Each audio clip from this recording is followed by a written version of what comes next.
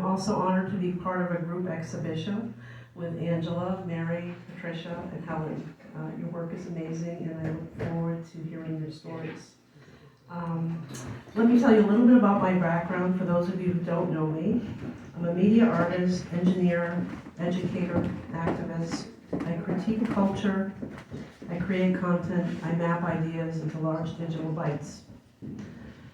In my past video, photo and installation work, I focused on challenging the dominant narrative, looking to reshape, rethink, and reinvent our responses to globalization, the media, and appropriation.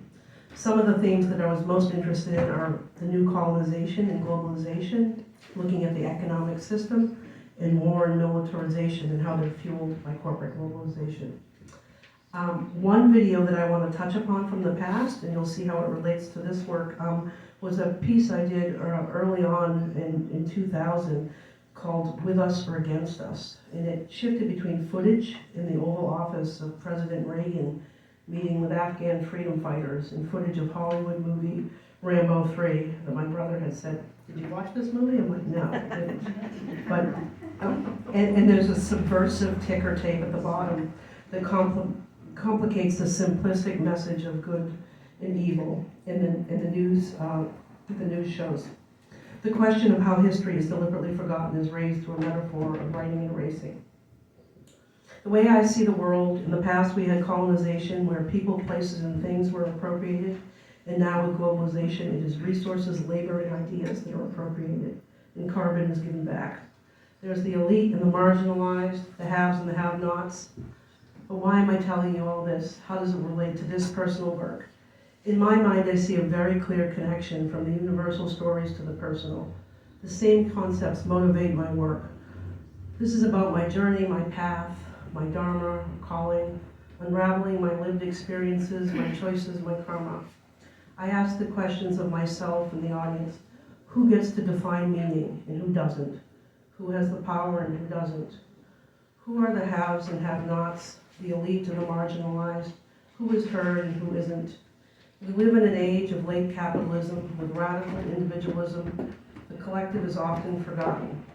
There are those that make meaning, get to define the dominant culture, and there are those that don't. At the same time, it's not so clear-cut. You can find yourself throughout your life on both sides of the table. If you're Black, Hispanic, Islamic, Armenian, fill in the blank, a woman, etc., you may feel you are marginalized and not recognized. You may feel you need to make your voice heard. Or you may feel strong in who you are and recognized by the dominant culture. You may feel privileged and therefore able to use that privilege to make a seat for others at the table. So again, I'm deeply grateful to Paula for giving me the space to explore and come from a very personal angle that she trusted me to share my voice. And I want to thank all of those who supported me along the way. You know who you are, too many to name at this point. So let me start with the title. The title, My Taj Mahal. I've been doing many works with this similar title. I explore, I won't repeat what, throw me off, what Paul has already said, but basically looking at my father's background, growing up Islamic immigrant from India, feeling deeply British. He was also a very industrious immigrant who believed wholeheartedly in the American dream.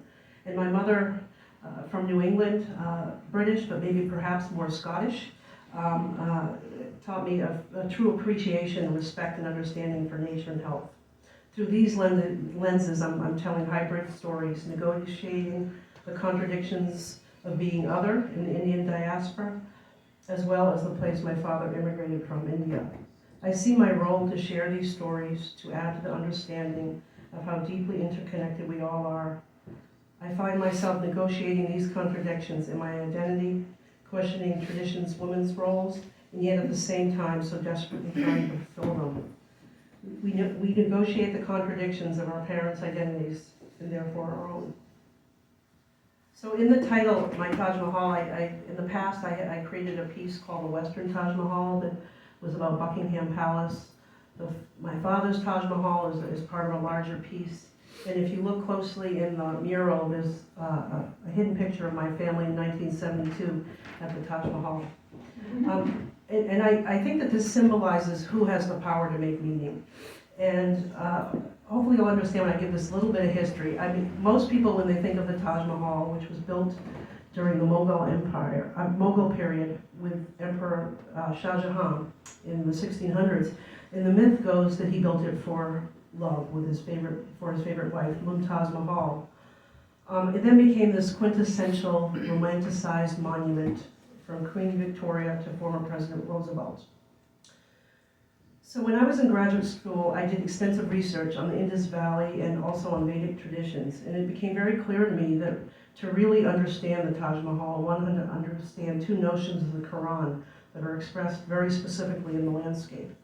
The first is this depiction of the Day of Judgment. The Taj Mahal itself is built on the image of Allah on his throne, and Shah Jahan wanted to create a monument that would embody the Quran in his power.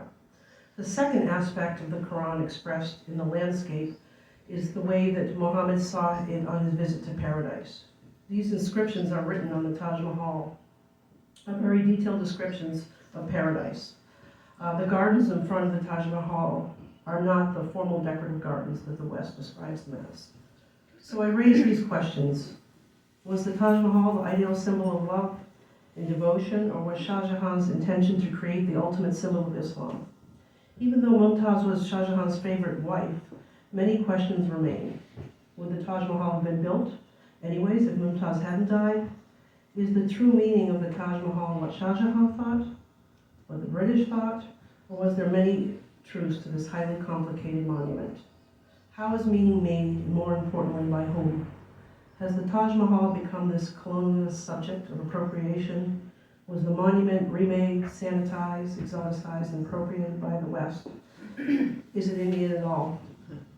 So why am I telling you all this? For me, I identify on all these levels an Islamic symbol, a quintessential monument of love, a monument of loss, and I'm making my own meaning as well. This piece or series is about acknowledging the profound moments that I'm lucky enough to have experienced in my life. I'm a lifelong seeker, a traditional Hindu wife, a divorced woman, a Yankee, a lover of nature, an American rebel, an artist, an engineer, an Islamic daughter, an ethnic minority, a Sufi dancer, an American soccer mom, a North Indian Muslim. I'm none of these things and all of these things.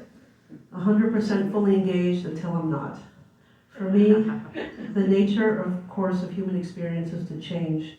What is perfect in one moment, a decade later was not.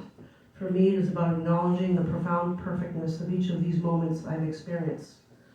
In this lifelong seeking, I've extensively researched and practiced Islamic Sufi traditions to Hindu Vedic practices and many things in between. Many ideas that I've explored in this work are concepts that are grounded in the Bhagavad Gita, which really is a story about defining Dharma, or your calling. Stephen Cope, a scholar, writer, and researcher who was the director at Kripalu, wrote the book, The Great Work of Your Life, which captures these concepts brilliantly in his interpretation of the Gita. He discusses this catalog, quote-unquote, of methods that human beings have discovered in the last 3,000 years of how to find self.